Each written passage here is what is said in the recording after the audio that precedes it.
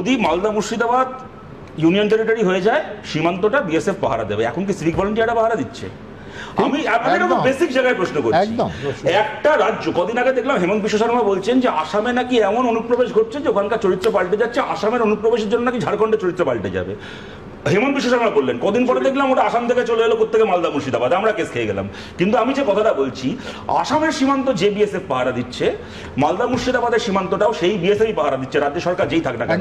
যদি অনুপ্রবেশ হয়, আমি যে জন্য বলছি এই চিঠিটা দেখানো খুব দরকার, তার কারণ হচ্ছে গৌরীশঙ্কর ঘোষ তিনি চিঠি লিখছেন 2022-এর 18ই আগস্ট। এই চিঠি তিনি দেখাচ্ছেন যে রাজভবনের গভর্নরকে চিঠি লিখছেন, তিনি স্মাগলিং এর কথা বলছেন, তিনি গরু পাচারের কথা বলছেন, যে ইস্যুগুলো তিনি তুলছেন সে প্রত্যেকটা তো প্রাথমিক দায়িত্ব হচ্ছে বিএসএফ আর কাস্টম। এখানে বলছি সুমনদা, খালি আজকে এখানে তৃণমূলের সরকার আছে বলে না, যখন আমাদের সরকার ছিল, যদি কোনোদিন এখানে বিজেপির সরকার হয়, সেই বিজেপির রাজ্য সরকারের এটা দায় নয়, দায় হচ্ছে কেন্দ্রের স্বরাষ্ট্র দপ্তরের বিএসএফ এর অনুপ্রবেশকে ঠেকানোর।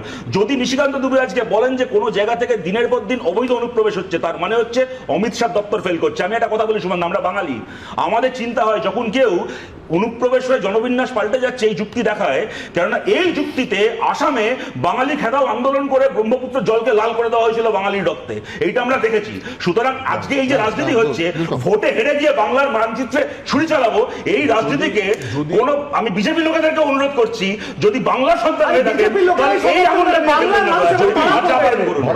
একটার পর একটা বিধায়ক, সাংসদ, তারা এই ধরনের সরাসরি মেরুকরণের কথা বলবে অথবা রাজ্যভাগের কথা বলবে এবং দল বলবে যে এটা দলের মত নয়, অথচ তাদের থামাবে না, তাদের বিরুদ্ধে ব্যবস্থা নেওয়া হবে না, এবং দিনের পর দিন এইভাবে মানে কার্যত চোর পুলিশ খেলা হবে, কার্যত এসকেপ রুট দিয়ে দল বেরিয়ে যাওয়ার চেষ্টা করবে। ঠিক